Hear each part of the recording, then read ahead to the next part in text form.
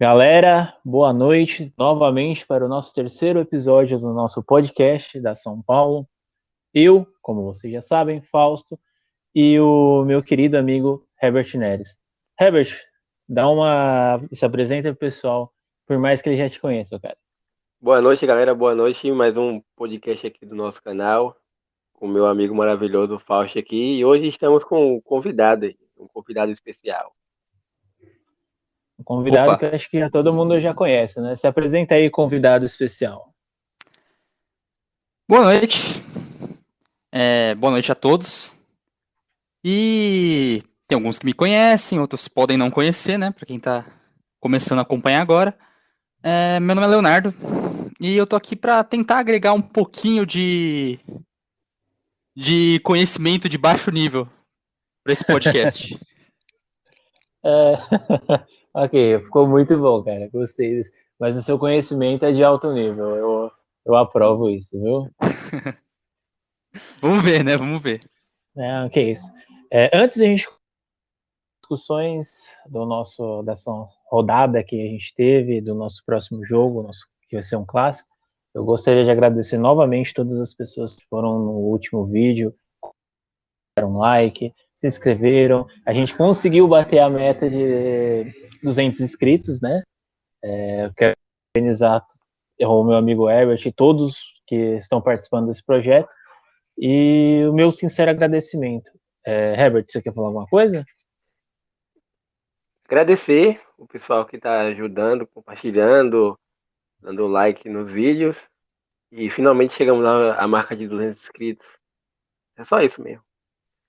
Exatamente, é um passinho, mas logo mais a gente chega até 1 milhão aí a gente já começa a fazer umas coisas mais legais.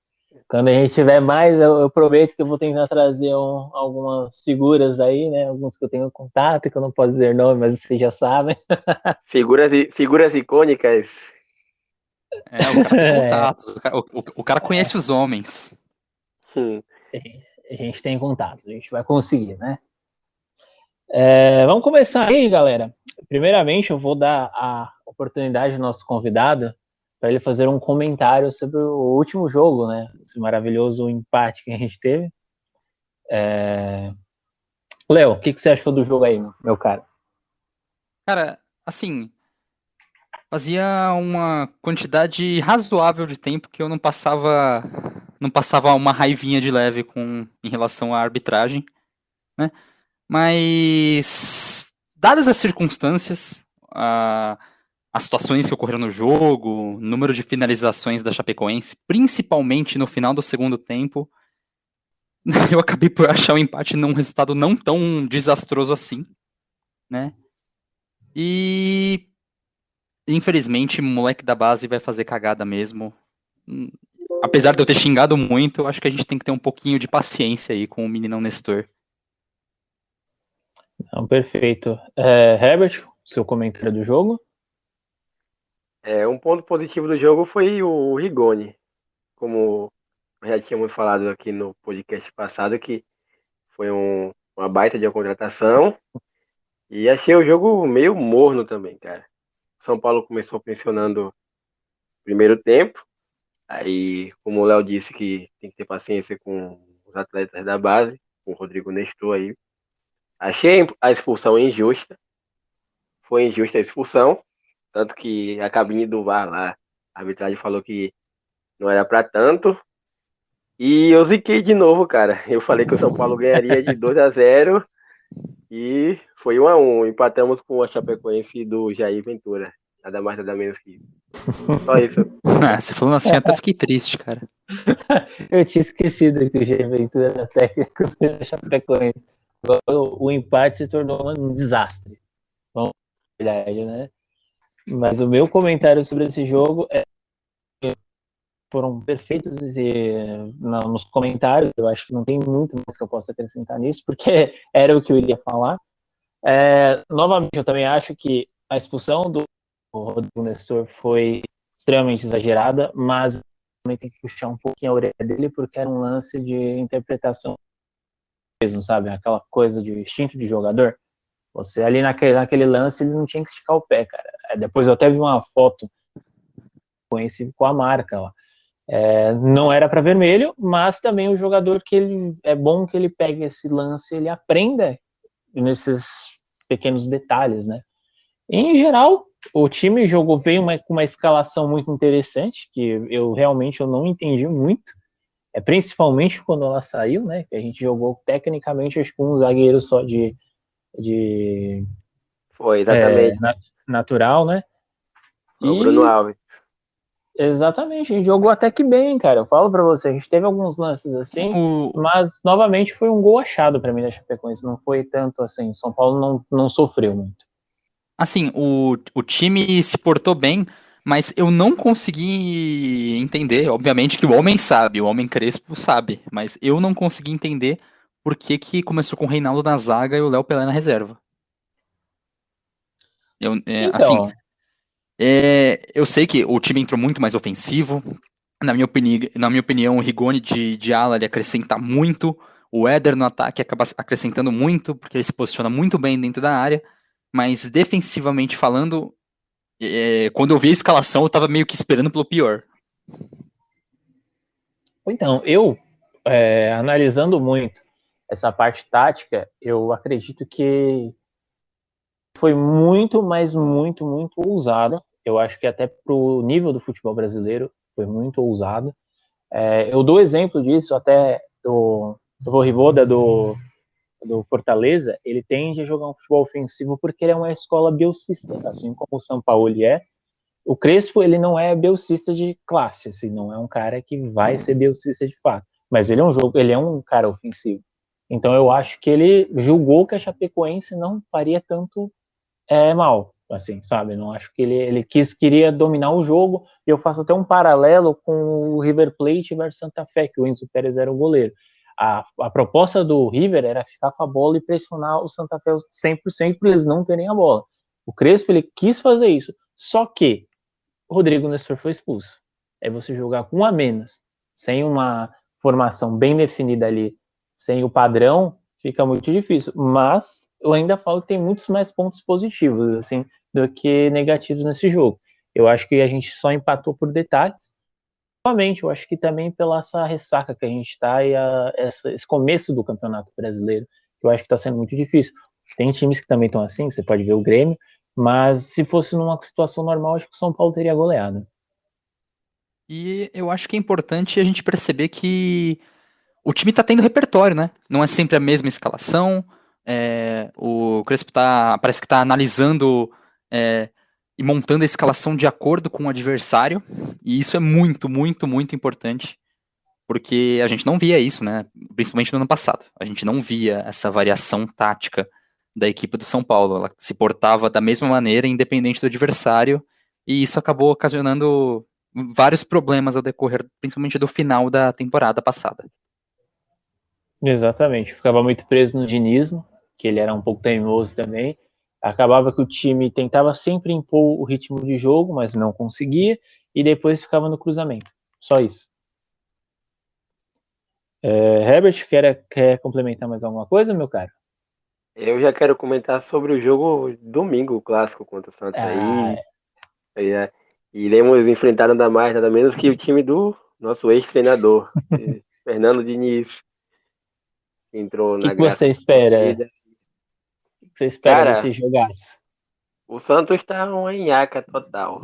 É o padrão de início de treinar. O São Paulo vai ganhar esse jogo. Agora não vou zicar. Anti-zica aqui. O São Paulo vai ganhar esse jogo por 2-1. Você está confiante? Eu também estou, vou falar para você. Vou fazer essa mesma pergunta para o nosso convidado especial, Léo. O que você espera desse maravilhoso jogo que vai ter o nosso antigo treinador, Fernando Diniz, comando do Santos, nesse clássico perfeito que teremos nessa próxima rodada? Cara, eu pessoalmente acho que vai ser um jogo um pouco diferente do que a gente está acostumado. Porque se você analisar os grandes jogos que o São Paulo fez durante a temporada, tipo o clássico contra o Corinthians, o clássico contra o Palmeiras, apesar de ter jogado contra o Santos, né, no começo do Campeonato Paulista, o São Paulo tende a ter mais posse de bola. E todos nós sabemos que o Diniz é um cara que gosta de posse de bola. É um cara que gosta de ter o time com a bola, aquela saída de bola, aquele controle lento. Então, vai ser interessante ver o que o Crespo vai preparar para esse jogo, justamente porque isso não é uma situação muito comum que a gente viu durante essa temporada. Que é o São Paulo enfrentar um adversário que gosta tanto de ficar com a bola. Apesar de, né, geralmente os times do Diniz ficarem muito com a bola, mas não saberem exatamente o que fazer com ela. Então, o meu palpite é a vitória de 2 São Paulo. Perfeito. E Fazer para o meu esse comentário. jogo, antes do comentário do Fausto aí, e para esse jogo talvez tenhamos a volta do Luan, é isso? Exatamente. O nosso melhor jogador. Então, a gente aqui, eu até ia fazer um comentário sobre isso mesmo, bem lembrado. A gente espera, o Crespo, na verdade, ele está vendo se tem a volta até do Benítez também. Há possibilidades do Benítez estar voltando para o Clássico. Mas ainda não se sabe, eu acho que eles vão fazer os últimos testes no sábado para verificar quem vai ser relacionado ao jogo. Se você for ver, a gente está com uma boa lista de desfalques, né? Porque a gente tem o Rodrigo Nestor, o Daniel Alves, o próprio Benítez, eu acho que o Hernandes também está fora. O William, para mim, não faz tanto Não agrega em diferença, né? nada, não agrega em nada, sendo curto e grosso. Exatamente, eu até respeito o profissional o jogador, mas eu acho que ele não faz diferença nenhuma para o time hoje. O Miranda é o nosso capitão, né? E o Luan e o Volta, eu acho que voltando já ajudaria muito. Fora o Arboleda, que está na seleção também. Então você vê que a gente tem uma lista de desfalque muito grande e isso pode prejudicar. Mas até puxando pelo que o Léo falou ali sobre essa mentalidade do Diniz da bola, dele ter a bola no pé, dele gostar da posse de bola, dos passes, é realmente uma coisa muito interessante, porque no futebol brasileiro a gente não tem times que façam isso. Não existe, eu acho que não tem. Ou até o próprio Flamengo, que é um time que tem mais condição, eles fazem essa posse de bola, assim, eles são um time mais direto de ataque. Eles são mais efetivos, né? Eles dominam o jogo exatamente porque são superiores, mas você pega que eles não têm essa ideia de ficar tocando a bola ou tic-tac, como a gente é conhecido, né? E A palavra também, chique é verticalizado. que eu acho que não tem nada a ver de verticalizado. Para mim é tic-tac, pô. Ou no mais antigo, o estilo argentino de toca e me voe. Você fica fazendo tabela e passando, sabe? Para mim é isso. Mas, como você mesmo falou, essa verticalização no futebol não tem, né? Eu acho que vai ser muito interessante, como você falou. Seria bom se tivesse os times completos, né? Porque eu acho que seria um dos jogos mais bonitos, assim, na questão tática e beleza do futebol. E como eu acho que vai ser um jogo aberto, eu acho que vai ser uns 3-1, 2. Eu acho que vai ser um jogo muito de muitos gols. Peço E, perdão. e o clássico Sansão sempre tem muitos gols. Só você puxar o último jogo. E o São Paulo goleou o Santos, aquele treinador argentino lá. Esqueci o Era nome dele agora. do Roland, não Também. é? Isso. Exatamente. São Paulo goleou. Um golaço do Pablo, aliás. O A Pablo gosta. curiosidade da partida é que. Da partida não, do treino de hoje, foi que a escalação do treino de hoje teve novamente o Reinaldo na zaga.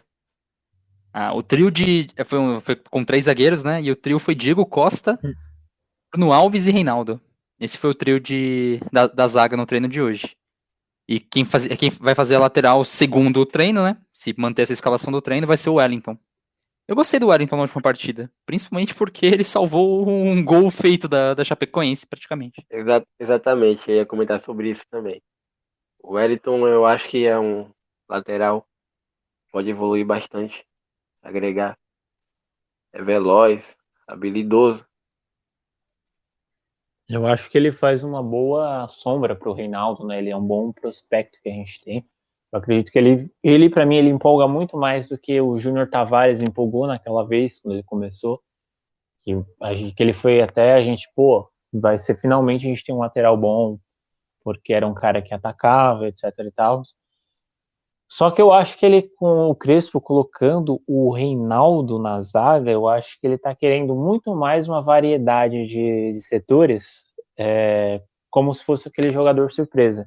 O Reinaldo, ele dando uma passada, assim, ele tendo mais habilidade, ele está aumentando a sua capacidade de marcação para se tornar um jogador mais completo.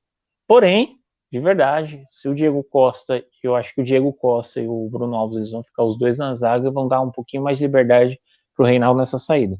Porque para um clássico, o Santos tem alguns jogadores muito interessantes, né? O Caio Jorge, ele tem jogado muito bem, então eu acho que a gente jogar com um zagueiro só e um outro improvisado, e ainda mais um lateral, que geralmente é ala, que é bom ofensivamente e não defensivamente, seria talvez o que a gente reclamava do Diniz, né? O Coringa, eu particularmente eu não iria. Eu não sei se vocês concordam comigo nisso. Não, eu concordo porque, sinceramente, é que, assim, você analisando por cima, né, é muito difícil de compreender o que ele acaba vendo nos treinos, né? Mas, basicamente, foi isso que você falou mesmo, não tem muito o que acrescentar. A gente não acompanha no dia a dia, não acompanhando os treinos em si, é meio difícil de pensar o que passa na cabeça, né, na hora de utilizar o time dessa forma.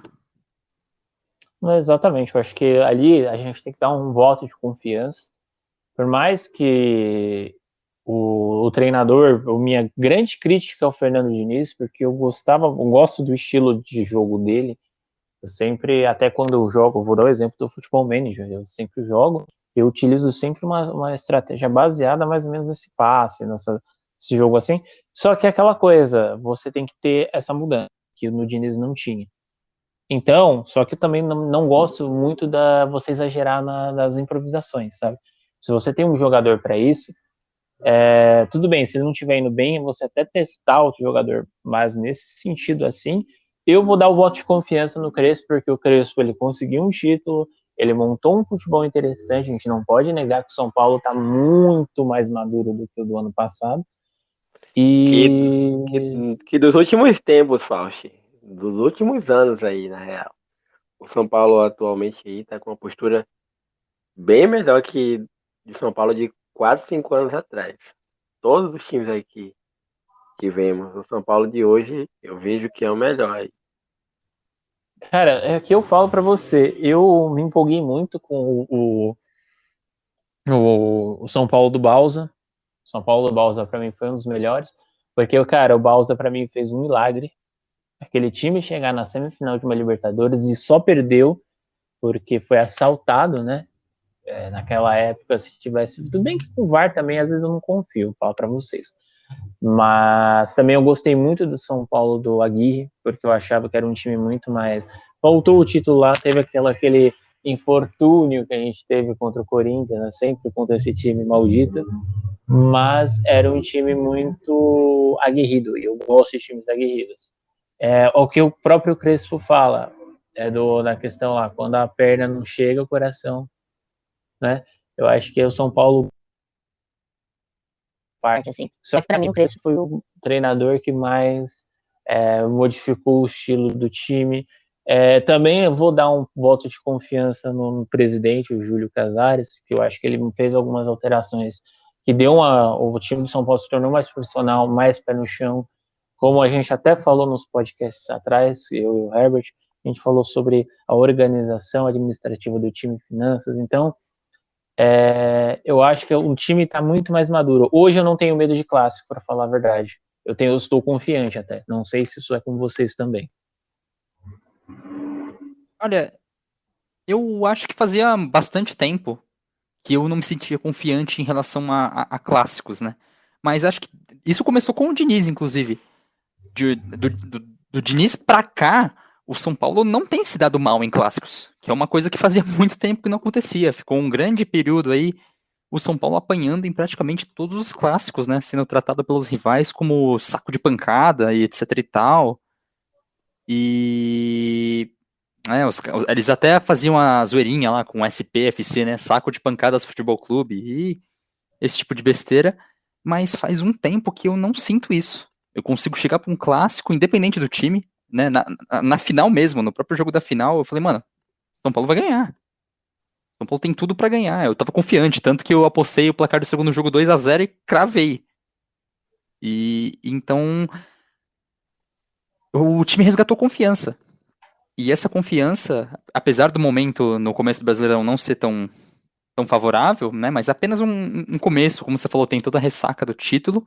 Eu posso dizer que eu tô confiante para clássico, e não é porque é o Santos que não tá tão bem, podia ser contra o Corinthians, podia ser contra o Palmeiras, que eu ainda ia estar confiante na vitória do São Paulo. Exatamente. Eu acredito mesmo que antigamente a gente ainda tem os tabus ali no estádio do Corinthians, na Arena Neoquímica, e a gente tinha o tabu no do Palmeiras, só que hoje a gente está muito mais maduro de jogar lá.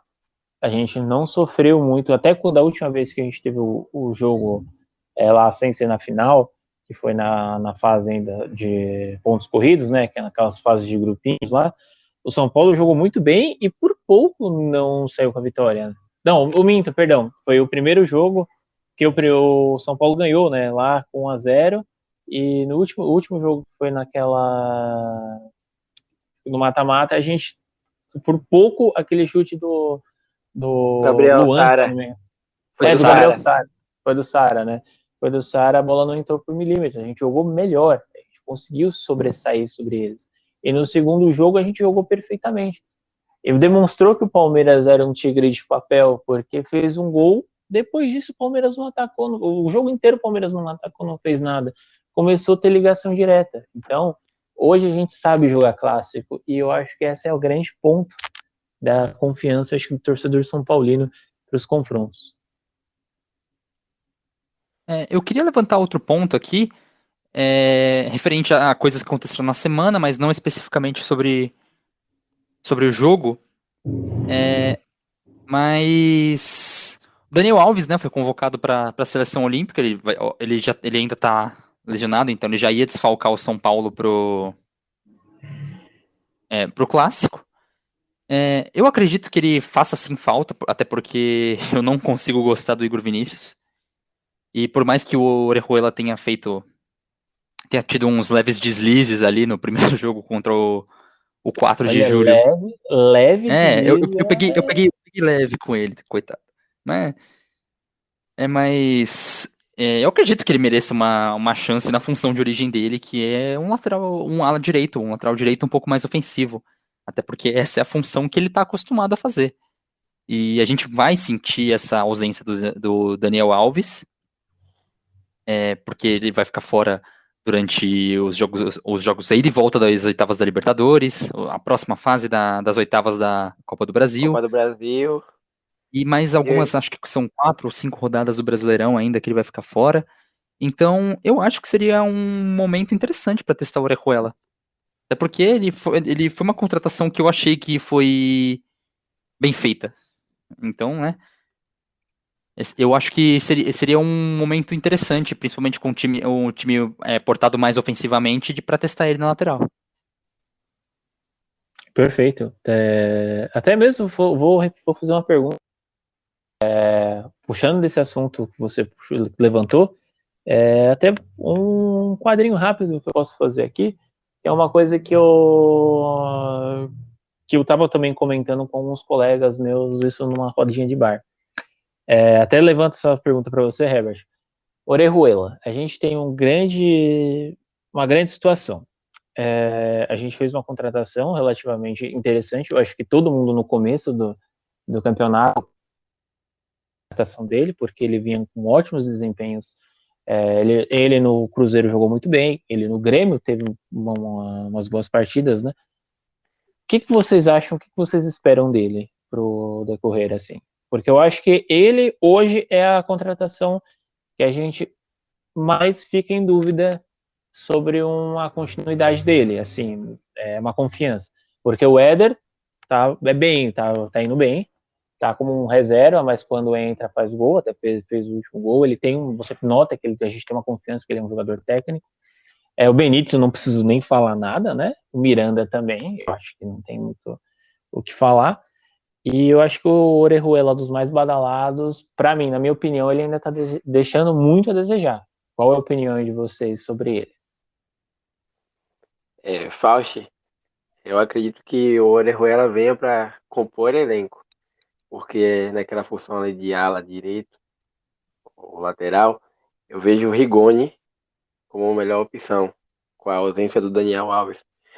A gente que assistiu o último jogo aí do São Paulo e Chapecoense viu bastante como ele buscou o jogo, cruzando, tem velocidade, tem personalidade, e eu vejo o Rigoni aí como a melhor opção, a falta do Dani.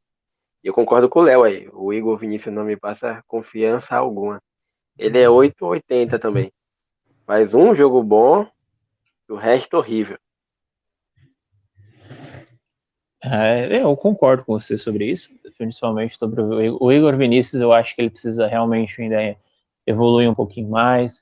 Eu acho que também ele foi prejudicado um pouco pela questão do Diniz. Isso eu falo não que foi não é algo errado que aconteceu, mas, por exemplo, existe aquela situação de você mudar de treinador. E quando você muda de treinador, o treinador ele tem uma ideia fixa, que é o que o Diniz tinha. E o Igor Vinícius, ele nunca se enquadrou. Para mim, ele é um lateral comum, que é aquele lateral de apoio, mas não ofensivo, porque eu não considero ele um jogador ofensivo. Eu acho ele muito. Eu não acho que ele tenha a capacidade ofensiva necessária para ser um ala. Mas também ele não tem uma capacidade defensiva de ser um terceiro zagueiro. Falo para vocês, eu acho que ele ele não é aquele lateral zagueiro que a gente chama, que ele é aquele lateral que pode se tornar um terceiro. Como eu vou dar o exemplo mais clássico que a gente tem até usando o tic-tac, que é mais ou menos o que o Diniz queria fazer, que era o Abdal subir, enquanto o Abdal, que era o outro lateral, ele ficava como um terceiro zagueiro. Então eu acho que ele tentou reproduzir isso, só que o que acontece? O Reinaldo não tem condição. O Reinaldo ele é um jogador extremamente ofensivo. E o Igor Vinícius, ele não consegue ser um zagueiro. Aí eu acho que por isso que ele até, posteriormente, ele testou o Léo Pelé para tentar fazer isso, porque o Léo Pelé ele consegue suprir a necessidade de ser um zagueiro e também de cobrir a lateral, né? Então eu acho que essa foi a ideia inicial deles.